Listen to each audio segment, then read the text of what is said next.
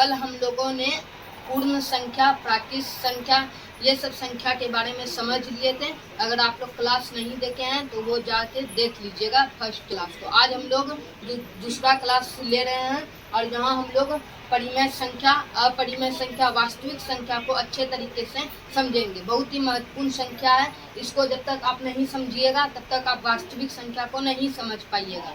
तो सबसे पहले हम लोग परिमेय संख्या को समझते हैं। परिमेय संख्या वह संख्या जिसे p बटा q के रूप में व्यक्त किया जा सके उसे परिमेय संख्या कहते हैं। जिसे p बटा q के रूप में व्यक्त किया जा सके उसे परिमेय संख्या कहते हैं। जहाँ q बराबर नॉट इक्वल टू 0।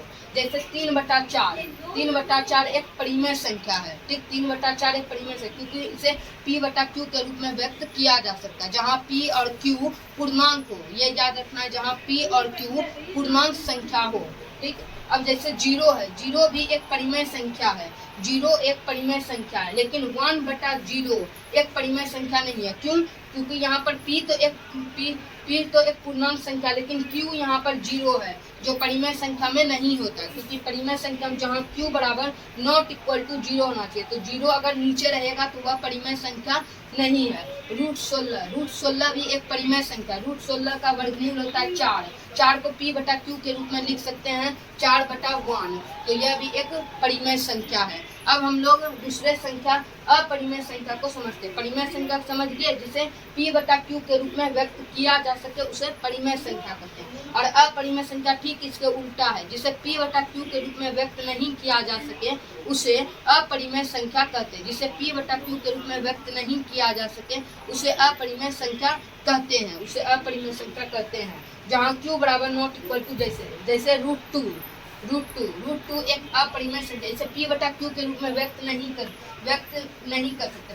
√2/1, लेकिन √2 एक पूर्णांक संख्या नहीं है, इसलिए यह एक √2 एक परिमेय संख्या नहीं है, इसलिए यह एक अपरिमेय संख्या है।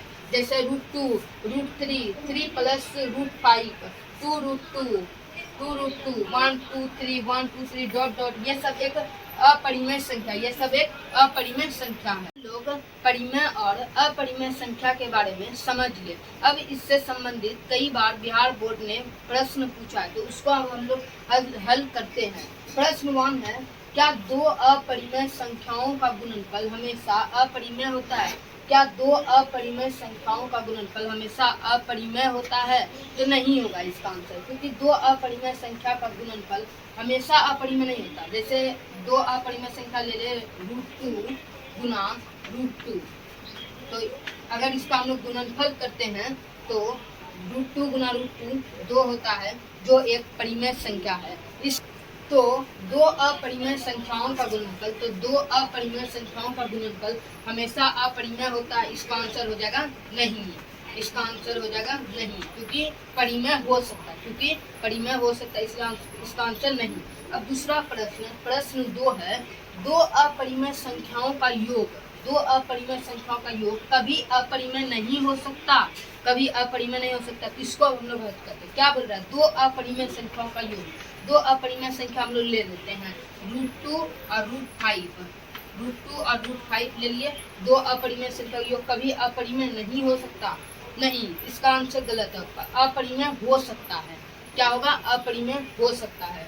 तो क्या बोल रहा है प्रश्न? दो अपरिमेय संख्याओं का योग कभी अपरिमेय नहीं हो सकता, हो सकता है। यहाँ हम लोग दो अपरिमेय संख्या लिए और उसका जब योग किए तो हमें अपरिमेय संख्या प्राप्त हुई, अतः इसका आंसर हो जाएगा क्या? नहीं हो सकता। इसका आंसर हो जाएगा नहीं हो सकता, नहीं। अब कई बार बिहार बोर्ड मैट्रिक परीक्षा ने इस प्रश्न को भी पूछा है। प्रश्न 3 है, पाई एक संख्या है, पाई एक संख्या है। तो कई बच्चों को इसमें कंफ्यूजन रहता है। तो पाई एक अपरिमेय संख्या, पाई एक अपरिमेय संख्या, और पाई का जो सन्निकट मान है, मतलब जो हम लोग पाई को लेते हैं 22/7, पाई का जो हम लोग मान लेते हैं 22/7 एक परिमेय संख्या है। लेकिन पाई एक, याद रखिएगा, लेकिन पाई एक क्या है? पाई एक अपरिमेय संख्या, पाई एक अपरिमेय संख्या है, लेकिन इसका जो सन्निकट मान है 22/7 एक परिमेय संख्या है। को देख लिया। एक और प्रश्न है, प्रश्न 4 है, इसको देख लेते कि अपरिमेय संख्या और अपरिमेय संख्याओं का योग क्या होगा। मतलब एक परिमेय संख्या लेंगे और एक अपरिमेय संख्या लेंगे और जब उसको जोड़ेंगे तो क्या अपरिमेय संख्या में प्राप्त होगा, इसको हम लोग देखते हैं। जैसे एक परिमेय संख्या, जैसे 2 ले लेते हैं और प्लस में एक अपरिमेय संख्या √5, 2 प्लस √5 एक अपरिमेय संख्या है, इसलिए यह सत्य है, यह कथन सत्य है कि परिमेय संख्या और अपरिमेय संख्या का योग एक अपरिमेय संख्या होता है। तो अब हम लोग लास्ट नंबर वास्तविक संख्या को समझ लेते हैं। तो हम लोगों ने प्राकृतिक संख्या, भाज्य संख्या, ये सब नंबर को समझ लिए। अब हम लोग लास्ट नंबर वास्तविक संख्या को समझ लेते हैं।